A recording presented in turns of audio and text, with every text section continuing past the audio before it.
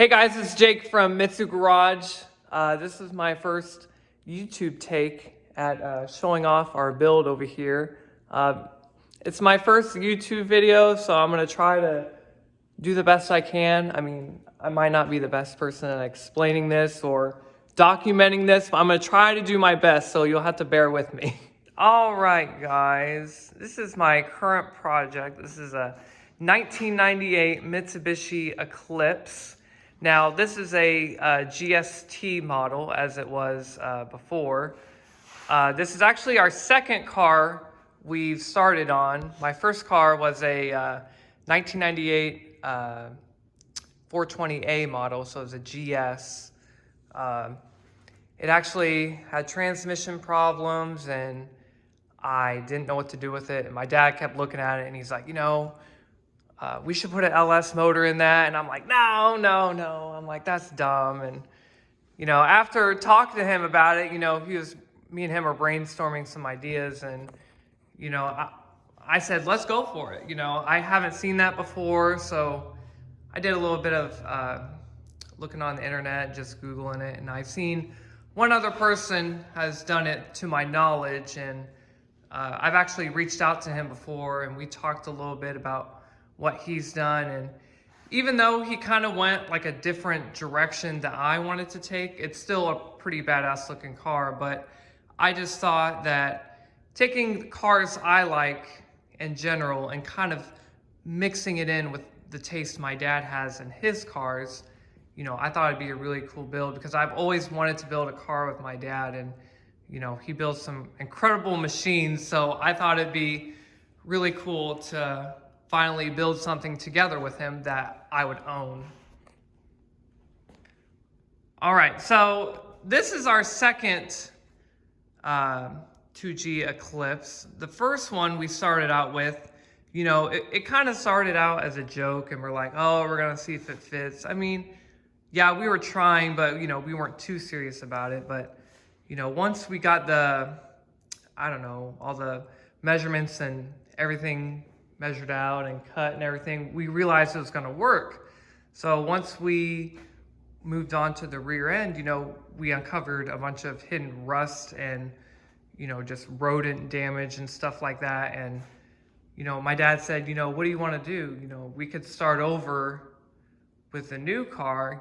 I could fix it, but is it worth fixing knowing you're going to keep this car a lifetime? So I just decided to find another car, and I reached out on the DSM pages, and someone reached out to me to buy this car. It's a 98 Eclipse. I bought it. Didn't have the motor. It didn't have the transmission. It was basically just a rolling shell. I believe it's all original paint on the car. Looks like it to me. I mean, it's pretty rough, but this is the engine bay we're working on currently. It's a 5.7 LS1 out of a 2004 Pontiac GTO. We've got a LS6 manifold, probably from a C6, C5 Corvette. It's got the original engine cradle, to where the original engine used to sit. Like, if you're not familiar with these platforms, like the engine, transmission, and everything used to sit up front, so there's a lot of weight on the front axles. But now we got the transmission here, and then we got a GM transmission right behind it. We actually had to cut the firewall because technically there's no transmission tunnel in these cars. So that was a lot of work. And then I know a lot of people were saying that, the OEM engine cradle is not going to fit. Well, obviously it didn't fit, right out of the gate, but we had to do some cutting and modifications to it. But I mean, it fits all nice and snug. It's all the way in there. Also, we moved the steering to the front. Normal 2Gs have the steering rack behind where the engine cradle is, and it's got reverse steering on it. So we had to do all kinds of modifications to figure that out, but so far it's looking pretty good. I mean, everything's not 100% complete yet, but it's getting there. And keep in mind, we just started this project, I think, right after Christmas. So about 3 months we've been working on this. So also, we got some of the engine bay painted, got some bed liner type material on it. It's something I picked out. I think it's gonna look really nice on it. I kind of like the kind of semi-gloss matte look to it. To me, it kind of makes it look like a little concept car. I really like that. Also, we've gotten our Holley Terminator computer system. We just started routing and doing all that fun stuff. We're missing a couple sensors, and we're gonna have to get those before we continue. But we're working on that currently. I just got my new wheels and tires. I got some 17-inch US mags. They're 7-inch wide on the front, and they're 8-inch wide on the back. Probably gonna put some fender flares on it.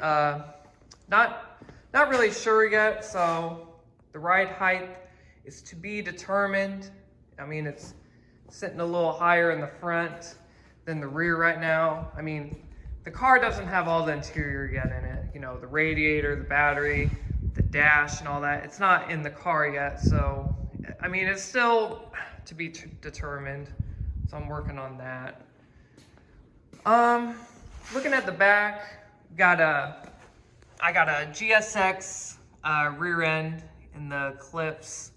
That was strictly my idea. You know, I was trying to give my dad, you know, as little modification work as possible. I was trying to save him a little bit of a headache. You know, he wanted to put in a forward rear end, and I said, you know what, you know, a GSX rear end will bolt right in, you know, we'll be good. And it wasn't all that, but it was still fairly easy.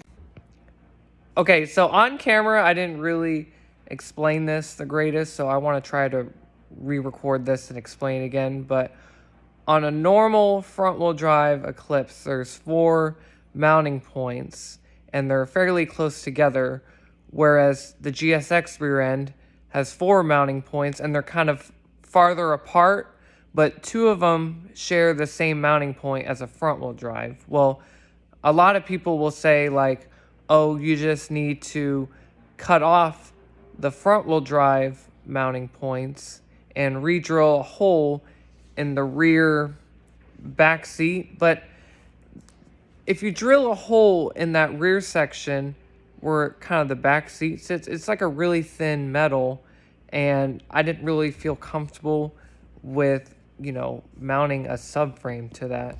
So what my dad did was he made this kind of like bracket that he welded to the rear wheel well of the car, so it'd have a little bit more rigidity to the car.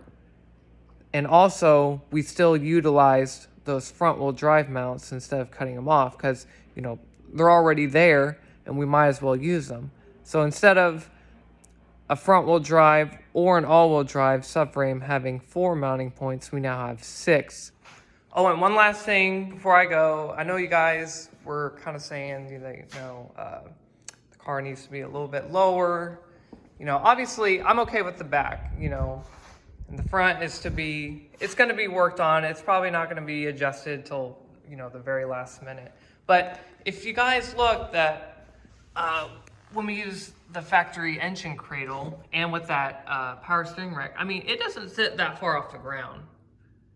So, you know, we want the suspension to have enough travel and motion, so we're not scraping up the wheel liners or anything like that. So the car is running on stock springs now. They were on lowering springs, and that was a big issue we had, because we're trying to figure out, you know, how do we have the car low enough without scraping and wearing out the suspension, but how do we not have it too high to where it doesn't look like, you know, a monster truck. So it's all to be determined. All right, hopefully you guys enjoyed my video.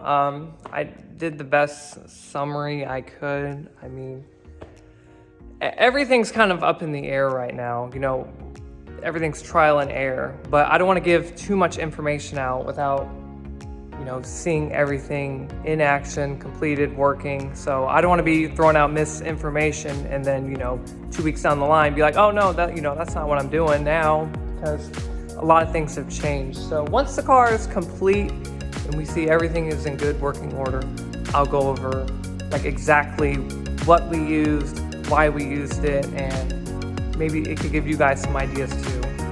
So I'm gonna try to do some more videos. I mean, I'm not the best at this. I don't have much time to do this, but I'll try to keep you guys updated. So thanks a lot.